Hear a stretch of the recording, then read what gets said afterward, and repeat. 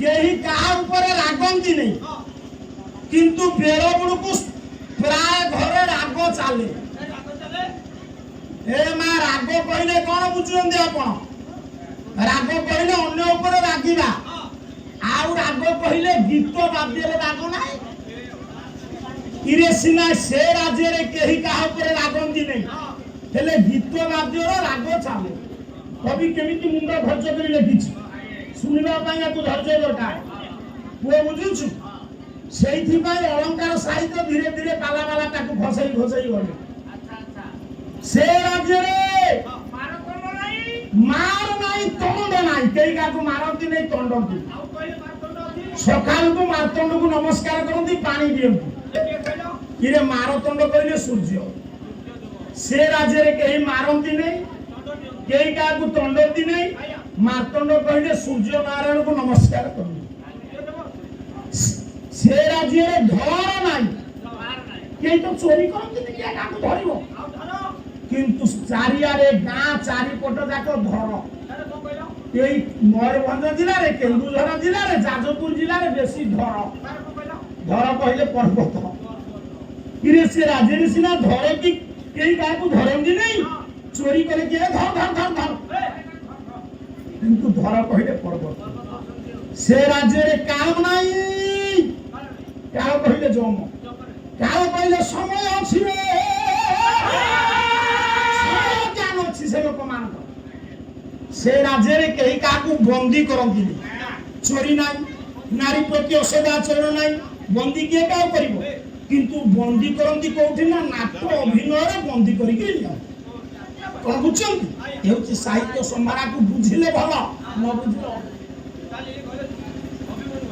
आउ जदुमणि के आनिबा देखिया गोटे पद आनिबा मां माने एई टिके ओरुआ आपन लागिबो तापर मु पहुंचाई देबी ठीक बाटे कारण कवि न आसीने साहित्य बंचिबो चाटक सारी पाठ पढिथिबा पुआ लेखिले रदुमणि महापात्र पेला सकट प्रात बिना सकट के सरे फटे बिना सकट के ये मुखकटती हरि राके न प्रकटती हरि राके ये मंद संसर्ग कागज के मंद संसर्ग कागज के ये कोड़ी नमती पुष्पा बाबाते कोड़ी नमते संसार तारा दे उसने मात्र को पूजे उसने मात्र को पूजे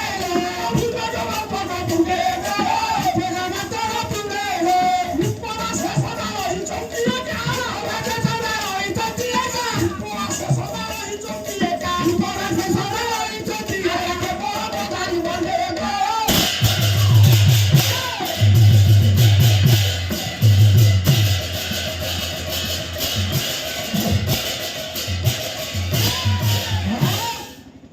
जेते बाबू माने बसछन से राज्य रे दर कहिले भय नाही अरी कहिले शत्रु नाही सारे किंतु सकाल सकाल दर स्वर कहिले कंठ ए जो शंख बाजुछ अरी कहिले शत्रु सगर रे अरी लागिने से सगर अरी के होउ शत्रु शब्द नाही से राज्य रे मा केही का संगे कोई करंती नहीं समस्त बारियारे संध्या बेलू कोई पेंथा पेंथा बोल कोई कहले कोई करवा कोई कहले फूल कढ़ को बुझे कोई इरा कोई सिना कई करंती फूल गछरे कढ़ कुआडे जीवो केमिति कविर लेखा से राज्य रे उद्भिदी केई ना पाने कोन खाउछु गुआर अन्य नाम उद्भिद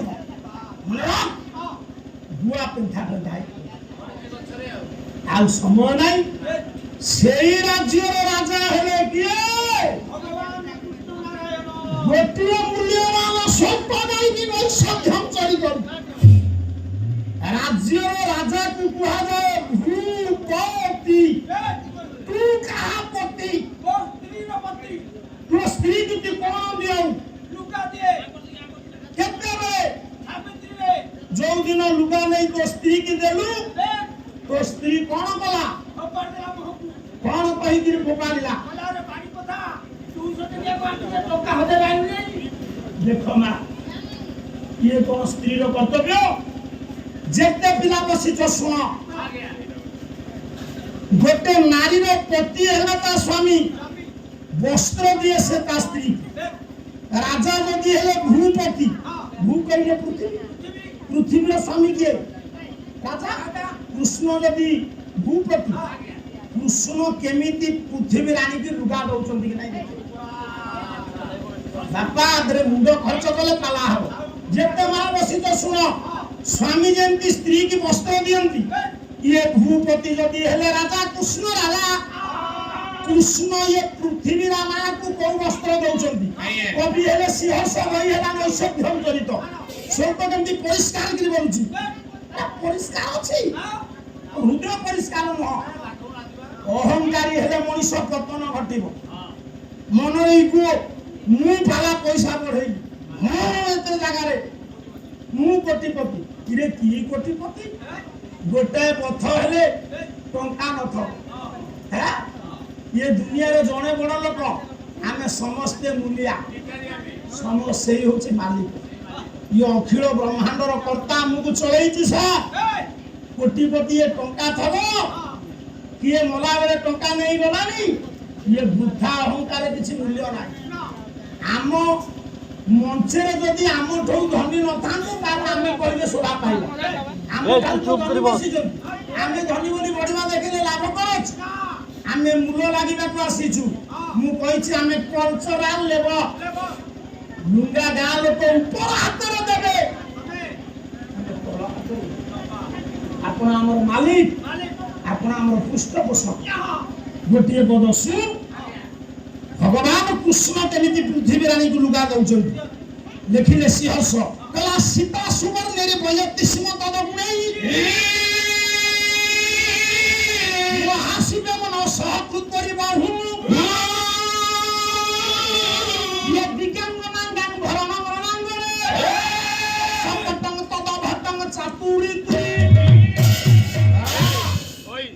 ଯେତେ ମା ବସି ରାଜା ଉପରେ ପୃଥିବୀ କେତେବେଳେ ଖୁସି ହବ ନା? ଗୋଟେ ନାରୀ ଉପରେ ଅନ୍ୟ ପୁରୁଷ ଅତ୍ୟାଚାର କଲା ବେଳେ ତା ସ୍ୱାମୀ ଯଦି ତାକୁ ରକ୍ଷା କରି ନ ପାରିଲା, ସେ ନାରୀର ତା ସ୍ୱାମୀ ପ୍ରତି ବିତୃଷ୍ଣା ଭାବ ଆସିବ।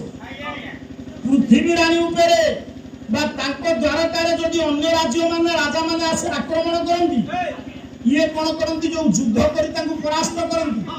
କବି କହିଲେ, ତନ୍ତୁବାୟ ପରିବାରରେ ବେମା କି ପାନିଆ ସାହାଯ୍ୟରେ ଯେମିତି ଲୁଗା ବୁଣନ୍ତି, ପାନିଆ ସାହାଯ୍ୟରେ ଲୁଗା ବୁଣନ୍ତି, ଏଠି କୃଷ୍ଣ ଯୁଦ୍ଧ କ୍ଷେତ୍ରରେ 80 ରୂପକ ପାନିଆ ସାହାଯ୍ୟରେ ଯିଏ କି କୀର୍ତ୍ତି ରୂପକ ଲୁଗା ବୁଣି ମା ପୃଥିବୀ କି ଦେଇଛି।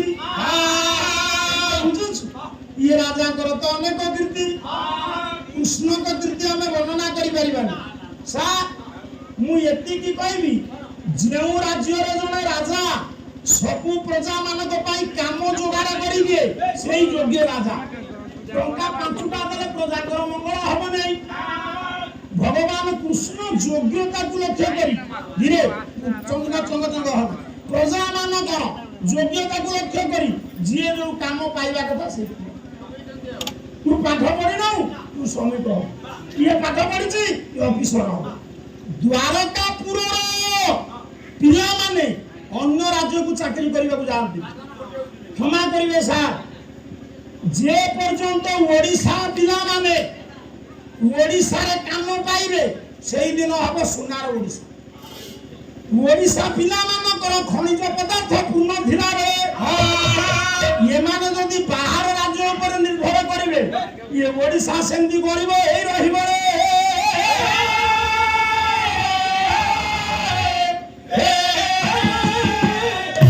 କୃଷ୍ଣ ଠାରୁ ରାଜନୀତିଜ୍ଞ ଏ ବିଶ୍ୱରେ କେହି ନାହାନ୍ତି। କୃଷ୍ଣ ଠାରୁ ପଲିଟିସିଆନ ଏ ବିଶ୍ୱରେ କେହି ନାହାନ୍ତି। କୃଷ୍ଣ ଏମିତି କୌଶଳ କଲେ, ମୋ ଦ୍ୱାରକାର ପ୍ରଜା ମାନେ ଅନ୍ୟ ରାଜ୍ୟକୁ ବୁଝୁଛୁ, ସମସ୍ତଙ୍କ ପାଇଁ କାମରେ, ବରଂ ଅନ୍ୟ ରାଜ୍ୟର ପିଲାମାନେ ଆସି ଦ୍ୱାରକାରେ କିନ୍ତୁ ଦ୍ୱାରକା ପିଲା କୁଆଡ଼େ